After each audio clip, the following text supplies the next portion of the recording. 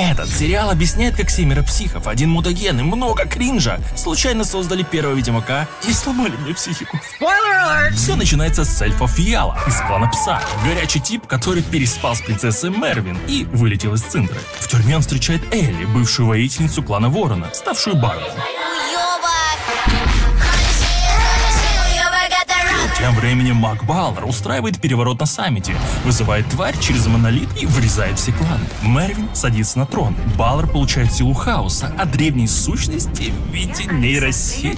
При дворе появляется Эридин с очень сомнительным прошлым и Влак, да, тот самый. А Влак крадет книгу монолитов, приносит ее Мервин и обещает с помощью нее путешествовать между мирами и временем. Тем временем Пес и Ворона собирают свой отряд самоубийц из таких же поехавших. Сциан, последняя из клана призраков и мастер меча. Близнецы Синдрил и Закары, которые шарят в монолитах. Калан, наемник с травмой, и гномиха Мел, разговаривающая со своим молотом Гвен. Сорян, если я произнес неправильные имена, но дальше я их буду называть как хочу. Сидор объясняет, монолиты открывают трещины между мирами, и если Балтимора не остановить, континент треснет как стекло. Сквад пытается пробраться в центр, но портал их выкидывает в другой мир, где они валят гигантскую тварь, похожую на Ви. Вернувшись, они решают, что победить монстра может только монстр. Закарка и Сидор варят мутаген. Мамба готова лечь под эксперимент, но Пес делает это первым и становится ведьмаком.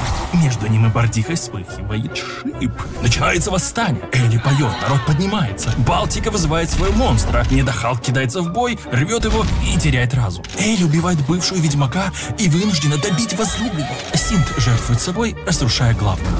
Мир рушится, происходит сопряжение сфер, на континент валятся монстры и люди. Эридина и его отряд уносит в какой-то другой мир, и там рождается дикая охота. Бардиха остается одна, беременная, и ведьмак был не так уж стерилен. И Талина, здесь еще девочка, пророчествует, что ее потомок изменит судьбу мира. А спустя 1000 лет Лютик поет об этом историю, о том, как его прабабка, судя по всему, создала первого ведьмака.